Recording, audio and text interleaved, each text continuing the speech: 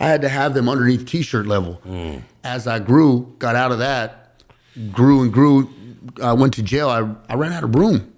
So, you know, when you hit the neckline, there's nothing left. You start, I started at the neck and then little, oh man, okay, now I'm no more room. And I'm not gonna lie, I feel like it kind of became an addiction, especially since I got sober, and it's a good addiction. It does. And then it just grew and grew. And now I'm at the place where I'm going over all that prison stuff.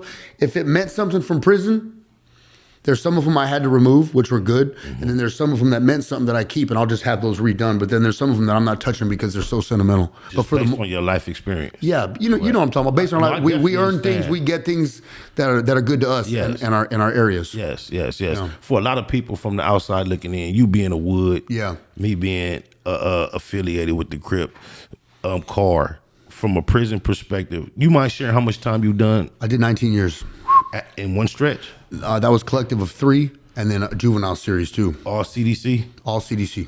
Salute. Yeah, all CDC. My salute to him, y'all, is not celebrating that. I know what he's been up to since he's been out, and there's a sense of me having pride in accomplishments, because that is enough to crush a lot of spirits. Yeah. And for him to come out on the other side, a whole nother man, and to be able to be productive, that's the salute. Not congratulating anyone for actually being robbed of that much of their freedom. Any key points in life, any lessons you learned from being behind the wall? I know you learned a lot of things, but anything that you can pinpoint that you took and you've utilized since you've been out that you can say has been beneficial for you to stay on the right path? I heard you mention sobriety. How did you get to the point to where... What you just said is very important. And I speak on the first thing you said a lot. I speak to a lot of people because I tell a lot of people, you know, like it or not, there's differences. You, me. But I've told people one of the best things I learned in the joint, you learn how to respect a motherfucker. You learn how to network. You learn how to be social.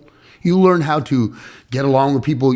I don't have to necessarily like you at all, but I will respect you at a high level. And but when you come to terms with that and you get over any type of setbacks you have in your own mind, whether it be racism, whether it be that hood, this hood, politics, religion, when you get past that, man, I've been around some of the best motherfuckers in the world, whether you Crips, Bloods, Woods, Skinheads, essays. I got some homies that I keep real close to my heart. And when I met you, I think I told you, I got a couple, you know, when you're down, some of the strangest things happen and some of the strangest people become your friends. And I got 2 black homies that to this day, we did a lot of time. We've been involved in riots and I still touch base with them. They have my back. And it's funny because you never will guess who would have your back in a time when you really need it. That's so deep. Have you ever been involved in riots opposite of them, or like where it was? And I've been involved. No, I break bread. When you got a homie, I mean, one thing I don't like to do is expose game, but there's been situations where like me and a homie who was a Crip and me and a homie who was a Blood, we were close enough to where he'd be like, hey, don't hit the yard today. That's on my mama. And I'll hit it right out the yard release. I'll hit it right to the canteen, or I'll hit it right to that shower stall real quick. I want to jump out there with you on that because I know how that's a touchy subject. Yeah. It wasn't the yard. We was in Supermax. Yeah. But it was a friend of mine. Cracking in Supermax. It was cracking. I had a friend of mine who was a Sereno, but he was actually from Pinoy Real. Yeah. But we went to high school together in Glendale. Yeah. And we was like this. Yeah. And our teens, we ended up in Supermax in a dorm where the tension was cracked. I know, dog. I know. Shoes on all day.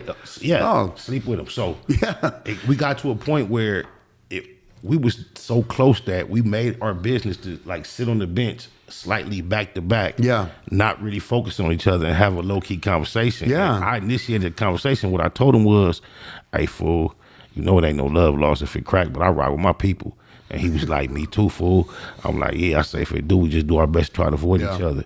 And we were fortunate to not have to deal with it one-on-one, but I know that element. And we became good friends because of that. And it was a friendship. You know what? It's a bond. It's just like fighting a war. Respect to the military, because it's the same thing. Like what we go through on the streets and in jail, like I was telling someone also the other day, you have to respect your enemies and people you fight. And in that respect comes a bond and a friendship that you have no idea. Even if we ended up having to fight, we would get up and I would help that man up, because it's just, you know what I mean? Like, it's just something you go through going to war. Even as coming up in our environments of roughness as kids and boys, there's a lot of stories. That's the old adage you often hear, that a lot of best friends started off fighting. I can look through my experience, and if we didn't actually fight, a lot of the tightest cats I ended up with in the streets, we were at least bumping heads.